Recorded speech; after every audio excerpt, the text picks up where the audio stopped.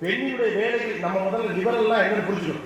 பெண்ணினுடைய வேலைகளை பகிர்ந்து கொள்ளுகிற மாற்றம் லிபரலான மாற்றம் என்று நீங்கள் நினைத்துக் கொண்டிருந்தால் அது லிபரல் மாற்றம் கிடையாது. ஒரு பெண்ணினுடைய தனி மனித உணர்வை புரிந்து கொள்ளுகிற லிபரலிசம் தான் உண்மையிலேயே லிபரலிசம். ஏன்னா ரொம்ப காலமா நம்ம கொஞ்சம் நெருக்கடி இருந்துருவோம். இந்த அதே அப்படிமாங்க எங்க தாத்தா பத்தி எங்க பாட்டி சொல்லுவோம். அவங்களுக்கு மொத்தம் 9 பிள்ளைகள். அவர் உள்ளது அவருடைய பிசினஸ்லேருந்து வந்துட்டு யாராவது பிள்ளை நிற்கும். ஓகே, அந்த பிள்ளைகிட்ட இந்த அதை அப்படிம்பாங்க. அவங்க என்ன பக்கத்தில் ரூமில் போய் நின்றுப்பாங்க. ஏன்னா என்ன சொன்னாலும் தெரியாது. அப்பா கிட்ட கேட்கவும் முடியாது. அப்பா நீங்கள் என்ன சொன்னீங்க அப்படின்னு கேட்கணும்.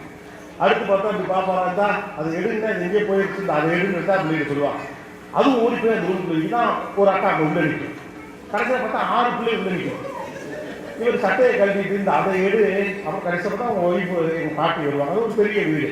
அங்கேயே வருவாங்க. வந்தா இந்தா ஒவ்வொருட்டா அந்த அதை எடுன்னா ஒன்றும் எடுக்கவே மாட்டேங்குது. அதை எடுமா திரும்ப அந்த ஆள் 1/2 மணி நேரமாக அதை எடுங்கிறானே எதுவுமே தெரியாது. ஒரு தடவை சொல்லலாம்ல, நான் அதை எடுன்னு சொன்னாலே இந்த ஊருக்கு புரியுங்கிற அளவுக்கு ஆளை நம்ப வச்சு. அந்த அளவுக்கு ஆளை சொபிஸ்டிகேட்டடா அந்த சமூகம் வளர்த்துருக்கு. அதுக்கு பள்ளியா டீஷர்ட் போட்டு உட்கார வச்சுருக்கு. அது வேற சொல்றேன். ஓகே, அப்ப கடைசி அவங்க மனைவி வராங்க, பாட்டி வராங்க. பாட்டி வந்து அந்த அதை எடுன்னு சொன்னவனையும் அவங்க இந்த ரூமுக்குள்ள போறாங்க. உள்ள போனா 6 பிள்ளைகள் அழுதுட்டு இருக்குது. என்னன்னா அப்பா அதை எடுனாங்க, எதை எடுன்னு சொன்னாலும் தெரியல. அப்பா கிட்ட திரும்ப போய் எப்படி சொல்றது பயந்துக்கிட்டு உள்ள இருக்கிறோம். ஆனா அந்த 6 பிள்ளைல ஒத்த பிள்ளைகளோட யோ என்னையா நீ அதை எடுக்கிற எதியான்னு கேட்கலாம்ல. சட்டையை கல்வி நிற்கிறவர் பனியை எடுக்க சொல்றாரு. அவ்வளவுதான் விஷயம். அந்த பிஞ்சு போன வெள்ளை பனியை எடுக்கிறதுக்கு 6 பேர் உள்ள நிற்கிறாங்க. ஏ அப்பா இது வேலையிலேருந்து வந்தாங்கன்னா என்னத்தை கேட்க போறாங்க? பனியை தான் இந்த பனியை கொண்டாந்து கொடுக்குறாரு. ஓகே, அதை எடு என்றால் எதுவென்றே புரிந்திருப்பது ஒரு பெண்ணுக்கான மிகச்சிறந்த இலக்கணமாக ஒரு காலம் இருந்தது. அதிலிருந்து வழுவி அதை எடுன்னு சொல்லி அது எதுன்னு கேட்கிற இடம் வந்துச்சுல, அதுதான் 2வது நிலை. அதுக்கு அடுத்த நிலையாக நம்மளாம் எதை சிறந்த நிலையை வச்சுக்கிறோம்னா, என்னுடைய வேலையை பகிர்ந்து கொள்கிறார். என்னுடைய வேலை பெண் நம்புறான். எது? ஒரு குழந்தை வளர்ப்பு என்னுடைய வேலை, வீட்டுடைய நிர்வாகம் என்னுடைய வேலை, வீட்டுடைய பொருளாதாரத்தை கட்டமைப்பது என்னுடைய வேலை, உறவுகளை பேணி காப்பது என்னுடைய வேலை என்று நீங்கள் நினைக்கிற காரணத்தினால அதற்கு தோதாக இருக்கிற கணவர்கள் இவர்கள் நீங்க நினைக்கிறீங்க. முதல்ல இதெல்லாம் பெண்ணோட வேலையிலே எப்ப நீங்க வெளியில வர்றீங்களோ அதுதான் உண்மையான liberalism. You understand these are all the factors which was imposed on you. அவ்வளவுதான். ஒவ்வொரு காலகட்டத்திலும் ஒவ்வொரு சூழல்ல நம்ம வளர்ந்துட்டே வரப்ப நம்ம எவல்யூஷன்ல சில விஷயங்கள் நடந்துச்சு. என் அப்பா கொடுக்காத சுதந்திரத்தை இவருடைய கணவர் எனக்கு கொடுத்திருக்கிறார் என்பதால் அவர் சிறந்தவர் நீங்கள் அடையாளம் காண முற்பட்டால் ஆள் வந்து அதை கொடுத்துக்கிட்டே இருப்பான். ஏன்னா அவனுக்கு அதுதான் வேணும். அழகா சொன்னார் பாருங்களேன், அதுக்கு காம்பன்சேஷனா நாங்கள் சினிமா கூட்டிட்டு போயிருவோம். அவன் உண்மையான லிபரலுக்கு 2 பேரும் ஆரம்பம்ல. அப்போ ஒரு பெண் இது எனக்கு நியமிக்கப்பட்ட வேலை, இந்த வேலை என்னுடைய கணவன் பகிர்ந்து கொள்கிறான் என்ற காரணத்தினால் லிபரலாக இருக்கிறான். இல்லை, எனக்கு சிறு வயதிலிருந்து நடனம் கற்றுக்கொள்ள வேண்டும் என்ற ஆசை. இப்போது எனக்கு 2 குழந்தைகள் பிறந்திருக்கிறார்கள், இன்னமும் எனக்கு இந்த தாகம் இருக்கிறது என்று நீங்கள் சொல்லுகிற போது போய் ஆடு, இப்ப கத்துக்கோ, நான் கூட வாரேன்னு உங்க கணவன் நின்னார்னா நவ் ஹி இஸ் லிபரல். அவ்வளவுதான். நம்முடைய வீடுகளில் பெரும்பாலும் ஆண் எந்த அரசியல் புரிதல் இருக்கானோ அதே புரிதல் இருக்கணும்னு எதிர்பார்ப்பான். ஒரு முந்தைய தலைமுறை வரைக்கும் அப்பா சொல்ற இடத்துக்கு தான் அம்மா ஓட்டு போடுவாங்க. உண்மையான லிபரலிசம் எங்க வந்துச்சு தெரியுமா? அம்மாக்கள் ஒரு கட்டத்திற்கு பிறகு இல்ல எனக்கு பிடிச்சவங்க நான் ஓட்டு போறேன், எனக்கு எந்த கட்சியினுடைய கொள்கை சரி என்று நினைக்கிறேனோ அந்த கட்சிக்கு ஓட்டு போறேன்னு பேச ஆரம்பிச்சாங்க உங்க ஜெனரேஷன். அதுதான் லிபரல். எனக்கென்று ஒரு அரசியல் இருக்கிறது, எனக்கென்று ஒரு இலக்கியம் இருக்கிறது, எனக்கென்று ஒரு பார்வை இருக்கிறது, எனக்கென்று ஒரு அணுகுமுறை இருக்கிறது. I have my own idea, I have my own approach, I have my own perception, I have my own ஐடியாலஜின்னு நீங்க முதல்ல உள்ள நம்பினாதான் லிபரல்னா என்ன தெரியும். சௌகரியம் லிபரல் அல்ல. பெண்ணிலே ஆண்மை நினைச்சாரா என் மனைவி மிகச்சிறந்தவர்களுக்கு வச்சிருக்கக்கூடிய கூறுகள் என்ன ஒருவேளை பார்க்கணும், என்னை ராஜா மாதிரி பார்த்துப்பான். அவர் எனக்கு தினந்தோறும் காலம் கொடுத்துருவான். அது ஒரு மசாஜ் சேர் செஞ்சு. அப்ப எனக்கு பணிவிடை செய்கிறவர் சிறந்த மனைவி என்று நீங்க நம்பினால் ஆண் ஒரு லிபரல் கிடையாது. லிபரல் என்பது அவர்களுடைய பர்சனல் ஸ்பேஸை நீங்க எந்த அளவுக்கு ரெஸ்பெக்ட் பண்றீங்க, அவங்க ஐடியாலஜி நீங்க எந்த அளவுக்கு நேசிக்கிறீங்க, என்னுடைய கருத்தை போல இவருடைய கருத்தும் சிறந்ததா இல்லையா என்று உங்களால் அதை புடம்போட்டு பார்ப்பதற்கான மன அமைப்பு இருக்கும் என்றால் அதுதான் லிபரலிசம். நான் ஏன் இதை சொல்றேன்னா, மாடர்னா நம்ம மாறி இருக்கக்கூடிய ஜெனரேஷன்ஸ் கூட ஃபெசிலிட்டிஸ் லிபரலிசம் நினைச்சிடும். லிபரல்ங்கிறது தாட்ல இருக்கிறது, ஆக்ஷன் கிடையாது. லிபரல்ங்கிறது தாட். உங்களை அறியாமல் இப்படி யோசிச்சு லிபரல் தாட் வந்து நீங்க கவனிக்க மாட்டீங்க. நீங்க உங்களை நமக்கு அறியாம சில லிபரல் விஷயங்கள் நடந்து கொடுத்தீங்கன்னா கவனிச்சிருக்கலான்னு தெரியும். உங்கள் அப்பா உங்களை இடுப்பில் தூக்கி வைத்தே இருக்க மாட்டேன், செக் பண்ணிக்க. வீட்டில் அவங்க அப்பா எனக்குலாம் ஞாபகமே இல்லை, உன்னையெல்லாம் தூக்கி வச்சு நின்று நான் பார்த்ததே நம்ம இப்போ 40 வயதில் 30 வயதில் இருக்கக்கூடிய ஜெனரேஷன் வரைக்குமே கூடாது. அப்பாக்கள் பிள்ளைகளை தூக்கிட்டு பஸ்ஸில் நின்று நீங்கள் பார்க்கவே முடியாது. அம்மா தான் தூக்கிட்டு வருவாங்க. பிள்ளைகள் வளர்ந்த பிறகு கையை பிடித்து கொண்டு அப்பாக்கள் நினைப்பாங்க. மாறாக இடுப்பில் தூக்கி வச்சுக்கிட்டு இருக்கிற ஒரு காலகட்டம் கிடையவே கிடையாது. இரவு தூங்கும்போது மாரில் படுத்துட்டு பிள்ளைங்களாம் தூங்கும். அதெல்லாம அப்பாவுடைய ஏரியா. அப்பா பஸ்ஸில் பிள்ளைகளை தூக்கி வச்சு நிற்க மாட்டாங்க. நீங்கள் கட் பண்ணீங்கன்னா மனைவியுடைய ஹேண்ட்பேக்கை தோளில் தொங்க போட்டுட்டு குழந்தைய இங்கே வச்சுக்கிட்டு அவங்க ஒரு ஸ்டூலில் உட்காந்துட்டு இருக்கான். இந்த பொண்ணு போயிட்டு ட்ரெஸ்ஸிங் ரூமில் ஒவ்வொன்றா போட்டுட்டு வந்து நல்லா இருக்கான்னு கேட்குது. நல்லா இருக்கு, நல்லா இல்லை, மாறுன்னு சொல்லி நின்றுட்டே இருக்கான் பால் குட்டியை கொடுத்துக்கிட்டு. இந்த மாற்றம் அப்படியே நடந்தது. This is call liberal. இதான் லிபரல். அவனுக்கு கூச்சம்லாம் இல்லை. அது எப்படி நான் என் பிள்ளைய தூக்கி வச்சுருக்கிறாள், அவன் ஹேண்ட்பேக்கை கேரி பண்ணுறதாவது அப்படிலாம் ஒன்றும் கிடையாது.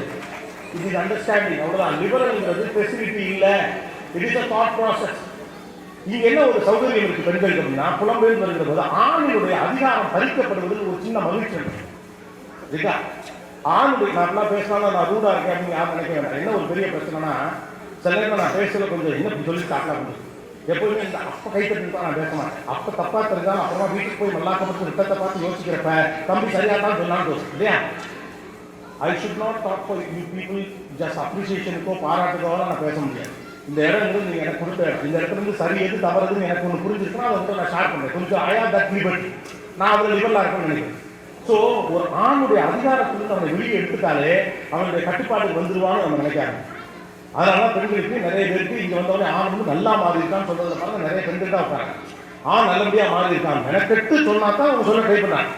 இவரை கூட நல்லா மாறுதுன்னு நீ சொன்னீங்கன்னா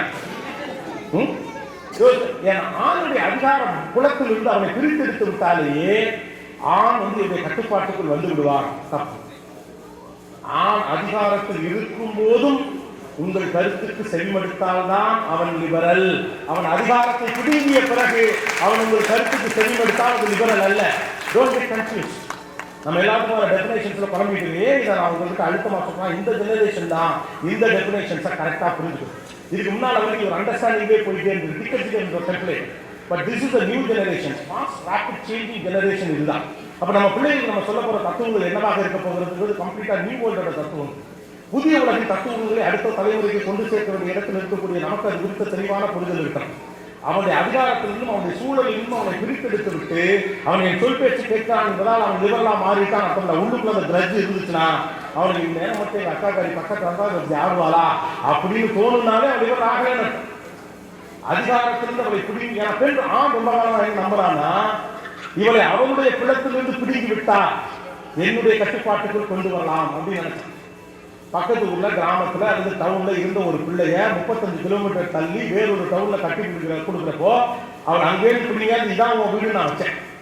இப்ப நான் என்ன பண்ணேன், உங்க அம்மா உங்க அப்பா ஓன்னு நீ வளர்த்த நாய்க்குட்டி உன் வீட்டு அடிப்படி உன் வீட்டு ஹாலு உனக்கு பிடிச்ச நண்பர்கள் தோழிகள் தோழர்கள் பிரிச்சு நீ படித்த பள்ளிக்கூடம் எடுத்தாலும் இடத்துல வச்சுட்டேன். இப்ப நான் அதிகாரமிக்க நான் நம்ப ஆரம்பிச்சேன்.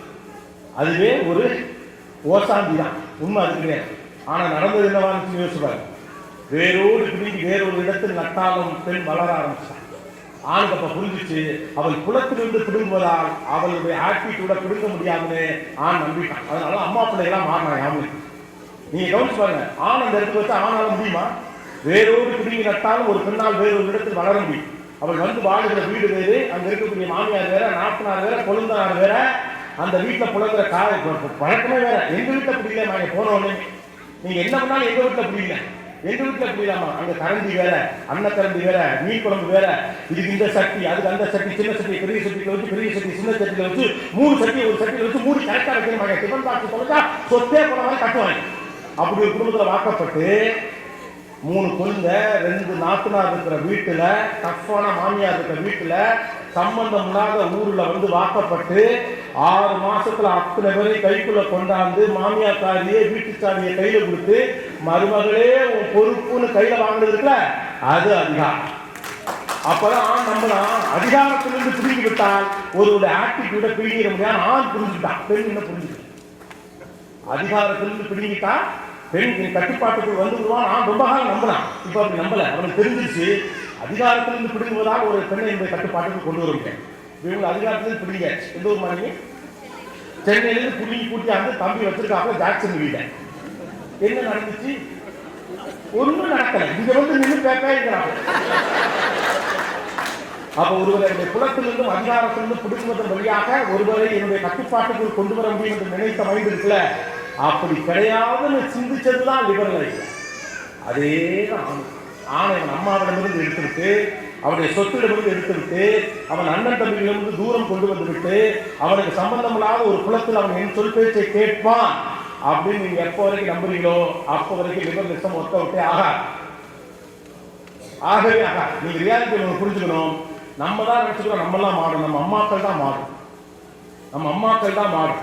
நீங்க உங்க கணவர் 2 பிள்ளைங்களை தான் மேனேஜ் பண்றீங்க. இந்த பொருளாதாரத்தை வச்சு அவங்க ஏழ்மையை மேனேஜ் பண்ணாங்க, முரட்டு புருஷனை மேனேஜ் பண்ணாங்க, வீட்டில் இருந்த 3 கொழுந்தனை ஹேண்டில் பண்ணாங்க, 4 நாத்தனாரை ஹேண்டில் பண்ணாங்க, வீட்டுக்கு முன்னால கட்டி கிடந்த 6 மாட்டை ஹேண்டில் பண்ணாங்க, 5 கடன்காரனை ஹேண்டில் பண்ணாங்க. பிரச்சனை வெளியில வராம பார்த்துட்டாங்க. தேவேத powerful people we are not. நம்ம இல்ல, நாம என்ன நினைச்சிட்டோம்னா அந்த 5 மாடு கடன்காரன் பூராத்தையும் சேர்த்து அந்த ப்ளூ டி-ஷர்ட் மேல ஏற்றணும். Executing power is not liberalism. Power comes from responsibility, not from authority. Power comes from responsibility. பொறுப்புகளிலிருந்தான் அதிகாரம் கிடைக்கிறது.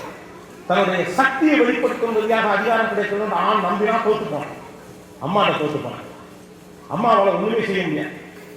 அம்மாவின் பலம் வந்து எது வந்து அவன் சிக்கல் வருகிற போது கரெக்டா கண்டுபிடிச்சான். நான் ஏன் மூச்சு விட்ட பேசணும் தெரியல, இது முன்னாடி இந்த 1.5 மணி நேரம் உங்களுக்கு எது புரிஞ்சுட்டான்னு தெரியல, குறைஞ்ச விட்ட கோயிலாட்டாலும் பேசினானே நீங்க நினைக்கிறேன். அதுக்காக பிரபு அப்ப ஆண் என்ன நினைத்தான், எங்க விட்டேன் சொல்லல, பொண்ணு கேட்கல. சரி, நான் மெய்மரத்துக்கு ஏதாவது சொல்லி சொல்ல சந்தோஷப்படுவதில்ல. அம்மாவினுடைய அதை நினைச்சுக்கிட்டான். அவன் எப்போது அதை நினைத்தான் அப்படின்னா, ஆண் பலம் இல்லாமல் இருந்த போதுதான் பெண்ணுடைய பலம் இல்லை என்று அவன் புரிகிறது. அம்மா படிக்காத மனுஷி, அம்மாவிடம் பெரிய படிப்பு இல்லை, அம்மாவிடம் பெரிய பலம் இல்லை. எனக்கு ஒரு பிரச்சனைனா டக்குன்னு ஆட்டோல பொருள் எடுத்து போட்டு அம்மா வந்து யாரையும் அடிக்க போறதுலாம் இல்லை. அம்மாவால் ஒண்ணுமே செய்ய முடியாது, எனக்கு காசு கொடுத்து உதவ முடியாது, எனக்காக வந்து நின்று பேச முடியாது, பஞ்சாயத்து பண்ண முடியாது, ஒன்றும் செய்ய முடியாது. ஆனா ஆண் பலகீனமாகிற போது அம்மாவின் அருகிலே உட்கார்ந்து பேசாம உட்கார்ந்துருக்கான். நீங்க கவனிங்க, உங்க வீட்டுல பல நேரங்கள் உங்க கணவர் கூட உங்க பக்கத்துக்கு உட்காரணும். உங்களுக்கு ஒரு 40 வயசு ஆகிறப்ப சில விஷயத்த மனசால பேசுவாங்க. ஆண் வந்து பக்கத்துல உட்காரும். அப்ப அம்மா யதார்த்தமா கேட்பாங்க, என்னப்பா என்ன ஆச்சு? ஒண்ணும் இல்லை அம்மா. அம்மாவுக்கு ஒன்னே ஒண்ணு புரியும், ஒண்ணுமே சொல்றான், அதுக்குள்ள என்னமோ இருக்குன்னு.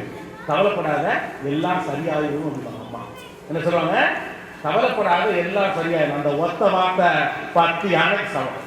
அப்பதான் கண்டுபிடிச்சான், பெண்ணின் வார்த்தை பெரும்பலம், என் பணத்தை விட அது பெரும்பலம், என் ஆயுதத்தை விட அது பெரும்பலம், என் அதிகாரத்தை விட பெரும்பலம். அங்கதான் ஆணுக்குள் தாய்மை வந்து, ஆணுக்குள் தாய்மை வருவதுதான் லிபரலிசம், வீரம் வருவது லிபரலிசம் இல்லை. ஆணுக்குள் ஒரு தாய்மை வருது. தாய்மையுடைய எக்ஸிபிஷன் தான் உங்க பிள்ளைங்களாம் புத்தி வச்சு வளர்க்குறாங்க. உங்க அப்பா பேசி பிடிக்காதவங்க இல்லையா? முன்னாலாம் பிள்ளைங்கன்னா அடிச்சுங்க அம்மானு கத்து, இப்ப பாருங்க அப்பான்னு தான் கத்து. அடிச்சுதான் முடியாது, ஒன்று பேசுவாங்க ரைட்டா?